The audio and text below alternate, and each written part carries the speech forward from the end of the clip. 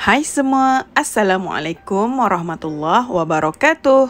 Apa khabar murid-murid semua? Ustazah doakan agar murid-murid ustazah sentiasa sehat dan gembira untuk belajar.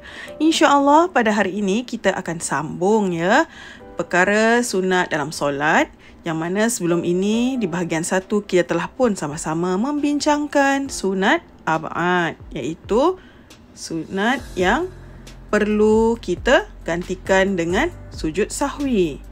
Baik, pada hari ini insya-Allah kita akan sambung bahagian 2, iaitu sunat hayat. Jom kita tengok sama-sama. Baik, tadi ialah sunat ab'ad yang kita hendaklah digantikan dengan sujud sahwi. Okey, kita tengok pula sunat hayat. Sunat hayat tidak perlu ganti dengan sujud sahwi ya. Baik, apa itu sunat hayat? Baik, sunat hayat ni yang kita tengok dulu ialah perbuatan. Okey. Baik, kita tengok yang pertama, mengangkat kedua-dua tangan ketika takbiratul ihram, rukuk, i'tidal dan bangun selepas tahiyat awal. Kedua, meletakkan tangan kanan di atas bahagian tangan kiri ketika berdiri. Ketiga, melihat ke tempat sujud, duduk iftirash dan duduk tawarruk. Kemudian yang kelima, meletakkan kedua-dua tangan di atas paha ketika duduk tahiyat awal dan akhir. Dan yang keenam, memalingkan muka ke kanan dan ke kiri ketika memberi salam. Baik, saya akan terangkan secara lebih terperinci. Okey, kita tengok ya. Baik, di sini tadi kan yang nombor 1, mengangkat kedua-dua tangan ketika takbiratul ihram. Okey, ini gambarnya. Ya, yang ni takbiratul ihram. Ya, Allahu Akbar. Okey. Jadi yang ni kalau murid-murid terlupa nak angkat tangan tu, tak apa ya. Tidak perlu digantikan dengan sujud sahwi.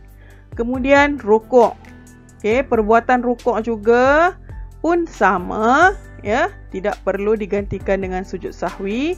Dan i'tidal ya, selepas kita rukuk, kita bangun sami Allahu liman hamidah, kemudian kita berubah tegak ya, kita turunkan tangan Rabbana lakal ham. Okey, yang ini juga tidak perlu digantikan dengan sujud sahwi. Yang ini sunat hayat perbuatan. Okey. Baik. Seterusnya,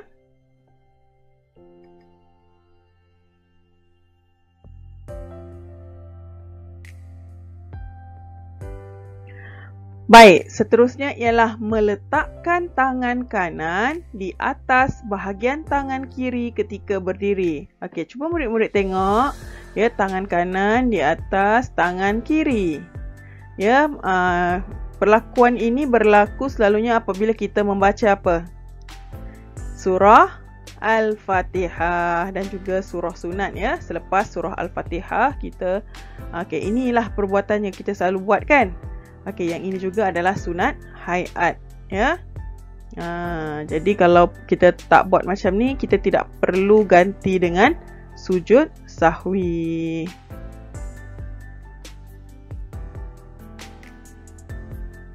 Baik, seterusnya melihat ke tempat sujud. Melihat ke tempat sujud ni pun sunat ya, sunat hayat. Okey, jadi kalau kata tak tengok di sini, tidak perlu diganti dengan sujud sahwi, tapi seeloknya kita memandang ke tempat sujud supaya kita lebih apa? Lebih khusyuk dalam solat kan. Kalau kita tengok ke kiri, ke kanan, ke atas kan, nanti kita apa? Tak khusyuk dalam solat. Okey.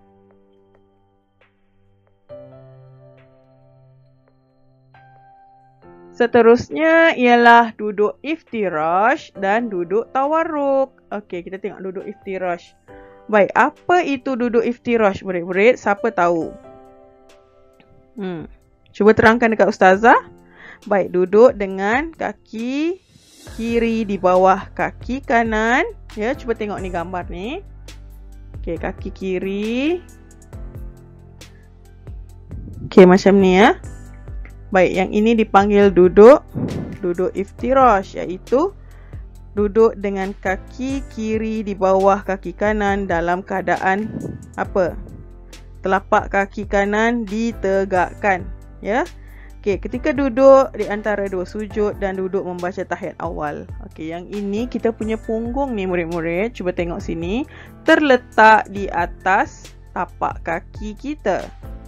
Manakala jari kanan, ya, semuanya kita tegakkan, kita dirikan kita punya tumit ni. Ini dipanggil duduk iftirash ya, apabila kita membaca tahiyat awal kan. Dan apabila kita membaca duduk di antara dua sujud. Ni. Baik, yang ini pula ialah duduk tawarruk. Duduk tawarruk ni biasanya apabila kita membaca tahiyat akhir. Okey, tawarruk meletakkan punggung di atas lantai manakala kaki kiri dilipat dan hujungnya berada di bawah lengkungan kaki kanan. Tapak kaki kanan ditegakkan dan jari-jarinya menghadap kiblat. Okey. Baik, jadi tengok di sini. Yang tadi punggung, kalau tahiyat awal, punggung di atas tapak kaki kiri. Manakala yang ni punggung kita berada di atas lantai untuk tahiyat akhir. Ya, kemudian kaki kiri ni berada di bawah kaki kanan. Dan jari kita juga hendaklah dilengkungkan dan tegak ya. Kita punya tumit ni dan menghadap ke arah kiblat. Okey. Jadi ini ialah duduk iftirash, manakala yang ni ialah duduk tawarruk. Okey, jadi kalau kata murid-murid terlupa nak buat ya, ataupun ialah terlupa, jadi hendaklah diganti dengan sujud sahwi ke tak? Ya, tak perlu ya, sebab sunat hayat tidak perlu ya digantikan dengan sujud sahwi ya. Sunat hayat tak perlu diganti. Okey.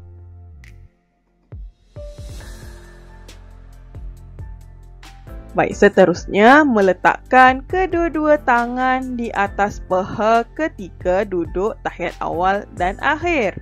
Baik, cuba murid-murid tengok sini. Cantik dia letakkan. Meletakkan kedua-dua tangan di atas paha ketika duduk tahiyat awal dan akhir. Cantik je. Jadi, kalau tak buat pun terlupa ya, ataupun kita tak buat, tidak perlu digantikan dengan sujud sahwi sebab ini ialah sunat hayat perbuatan. Baik, seterusnya memalingkan muka ke kanan dan ke kiri ketika memberi salam. Baik, yang ini yang pertama, kita menghadap ke kanan. Assalamualaikum warahmatullahi. Baik, bacaan wajib ya. Yang ni memalingkan muka ni, perbuatan ni memalingkan muka ke kanan dan ke kiri ni. Ini ialah sunat. Dan kalaupun tak buat, juga tidak perlu diganti dengan sujud sahwi. Okey. Baik, jadi murid-murid dah jelas ya. Untuk sunat hayat perbuatan tidak perlu digantikan dengan sujud sahwi.